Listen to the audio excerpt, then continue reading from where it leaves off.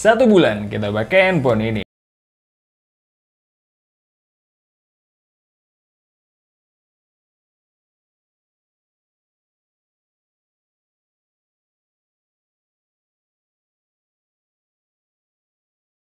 Hai Smart Buyer, gue Rizky. Kali ini kita akan nge-review Poco M3 Pro 5G yang kita udah pakai selama 1 bulan. Kira-kira gimana dengan experience-nya? Let's check this out!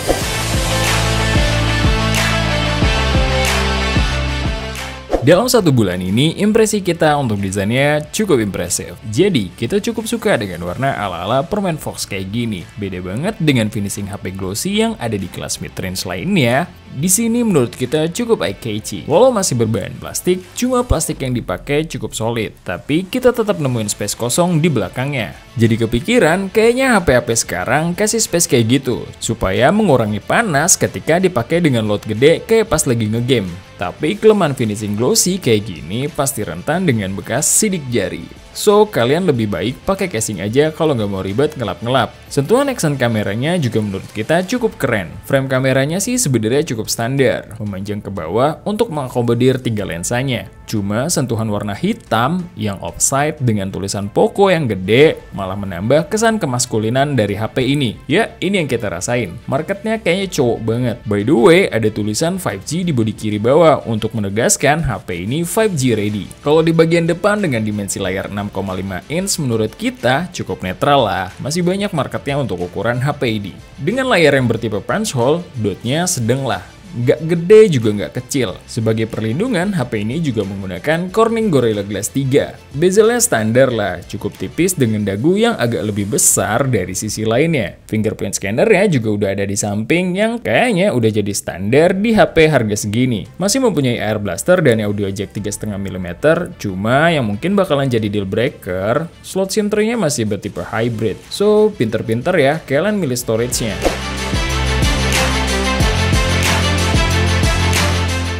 Untuk pengalaman kita dengan layar HP ini cukup oke. Walau panelnya masih IPS LCD dengan resolusi Full HD+, tapi refresh rate-nya udah di 90 Hz. So, buat kalian yang suka nge-scroll di Instagram akan dapat experience yang mulus. Walau agak susah kita terapkan di game. Karena belum banyak game-game tenar yang support 90 fps di kelas mid-range. Saat dipakai ngegame, menurut kita sih nggak ada masalah ya. Layarnya menurut kita cukup responsif. Cuma pas kita coba lagi, tes di multi-touch-nya di Antutu, ada potensi ke arah sana. Kalau untuk controllable areanya, kita nggak nemuin masalah. Semuanya bisa diakses. Untuk warna layarnya sendiri, waktu kita tes buka video HDR, bukan yang tervivid di layar IPS, tapi cukup nyaman dipandang mata. Kecerahan layarnya sih cuma di 500 nits. Jadi bukan tipe layar terbaik yang bisa kita gunakan di bawah sinar matahari. Kalau dipakai nonton film, menurut kita sih udah lumayan lah. Nyaman kok. Cukup bisa deliver warna dengan baik. Nah, kalau speakernya nih, sebenarnya nggak masalah. Mau bawa speaker mono juga di range harga segini. Tapi output suaranya itu loh, kurang banget. Mau di sisi bass, mid, treble, atau vokal, semuanya kerasa hambar di sini. Impact-nya tuh ke stagingnya yang sempit banget. Dipakai nonton aja berasa kurang, apalagi dipakai buat ngegame. Bisa dikatain buta map sama tim kalian.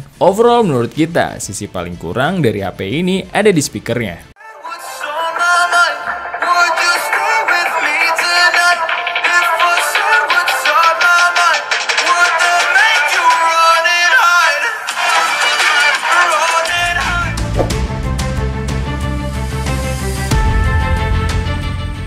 Kalau untuk pengalaman kita dengan kameranya yang punya setup di 48 megapiksel di kamera utama, 2 megapiksel depth sensor, dan 2 megapiksel lensa makro. Kalau depannya udah beresolusi 8 megapiksel. Sama lah komennya dengan Realme 8 5G. Kalau boleh milih untuk 3 lensa, mending makronya diganti dengan ultra wide. Untuk hasilnya di kondisi cahaya yang cukup, kita suka sih. Ini ISP-nya MediaTek kayaknya mulai berbenah, udah nggak kayak yang dulu-dulu. Secara warna cukup pop, tapi nggak terasa lebay. Autofokusnya lumayan aja lah, kadang miss juga. Detailnya sih menurut kita udah lumayan baik, untuk HDR-nya masuk dalam kategori wajar. Terus saat kita aktifkan AI-nya, hasilnya nggak terlalu drastis dari warna aslinya, tapi cukup enak dipandang mata.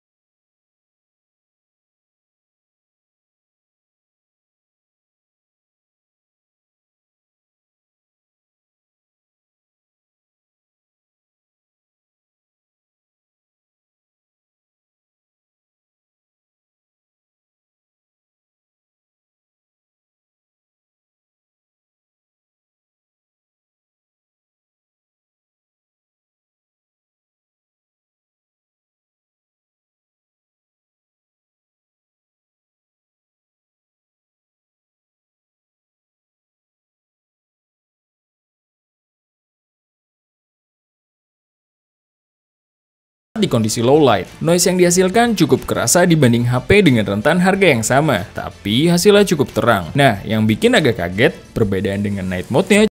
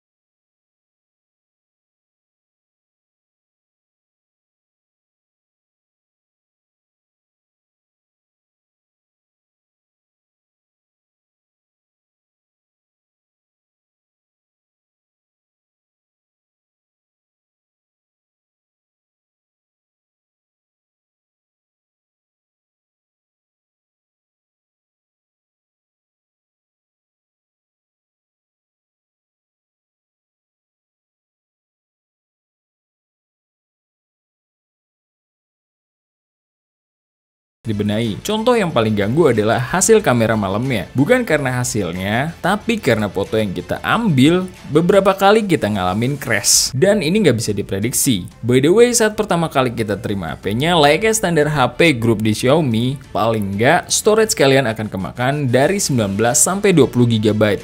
Karena bloatware yang mereka bawa cukup penuh, tapi bisa di-uninstall. Untuk kelengkapan sensor cukup lengkap lah di harga segini. Respon biometriknya pun juga bisa diandalkan, mau fingerprint sensor ataupun face unlock-nya. Untuk penangkapan sinyalnya juga cukup bagus, walau di sini sering hujan. Bar sinyalnya cukup penuh lah. Nah, kalau buat nangkap sinyal WiFi, baru deh berasa banget kalahnya ini HP. Cukup lola lah menurut kita. Jadi kita punya router di lantai 1 dengan jarak 12 meter dari tempat biasa kita ngetek. Di HP lain yang kuat, standarnya bisa di 4 bar. Kalau di sini 2-3 bar aja udah syukur. Nah, yang keren nih storage-nya. Ngebut juga loh. Pakai UFS 2.2. Skornya tuh nyentuh di 35 ribuan.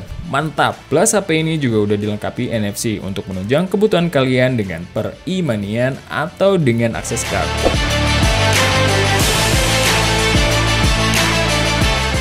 Untuk performa sehari-hari, HP ini dibekali chipset MediaTek Dimensity 700, sedangkan untuk RAM-nya di 6GB dan storage-nya di 128GB.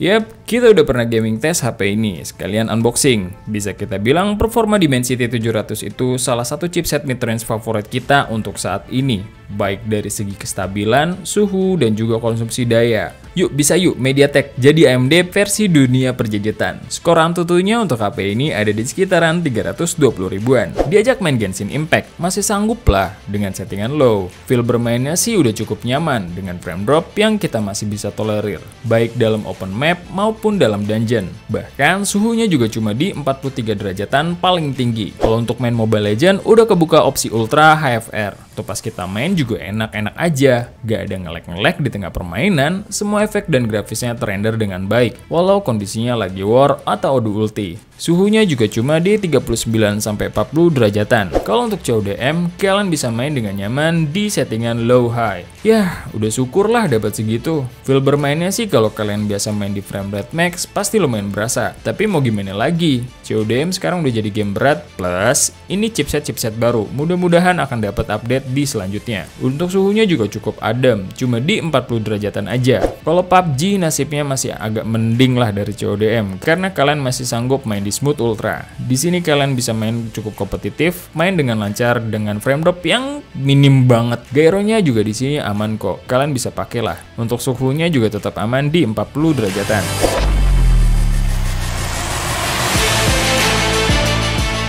Kalau untuk baterainya sendiri udah cukup besar karena udah dibekali baterai di 5000 mAh. Dan kayak Realme 8 5G, ini adalah part the best dari HP ini. Manajemen daya Dimensity ini nggak main-main. At least buat ngabisin baterai HP ini sebagai secondary driver, kita butuh 2 harian lah. Sebagai gambaran, Genshin Impact, kita main 1 jam 12 menit, baterainya cuma berkurang 14%. Belum lama ini kita ngaduin Mi 11 Lite versus Redmi Note 10 Pro.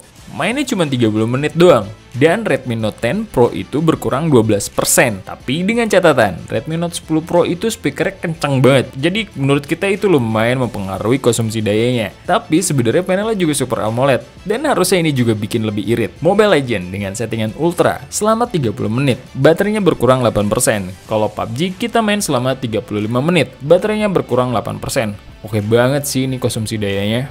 Kalau pengecasannya sendiri udah support di 18 watt maksimal. Cuma kepala charger yang dikasih ke kita itu 20 watt. Salah order watt kayaknya waktu pas bikin. Untuk waktu pengecasannya sendiri dari 1 sampai 100% kita bisa dapat di 1 jam 58 menit. Masih cukup cepet lah. Nah, masuk kesimpulannya nih menurut kita untuk HP 5G terjangkau cukup oke lah kalau kalian bisa mentolerir segala kekurangannya. Wajar lah HP mid-range, pasti ada yang difokusin, ada yang dipangkas. Jangan terlalu demanding lah, kayak speakernya yang berasa kurang. Penangkapan wifi-nya juga cukup lemah, bugs di kamera, dan kecerahan layar yang cukup redup. Ini yang harus kalian terima untuk bisa menikmati kelebihan lainnya. Contoh, desainnya cukup kece, udah dapat NFC, storage-nya ngebut banget, udah 5G ready, jadi bisa kalian pakai dalam waktu yang cukup lama. Hasil kameranya cukup superior di kelasnya, performa gamingnya juga cukup stabil, dan suhunya adem, sama yang terpenting baterainya irit banget. Tugas kita mah cuman nge-review, lagi-lagi keputusan di tangan kalian. Thank you for watching. Sebelum pamit, ingat, research before you buy and be smart buyer. See ya!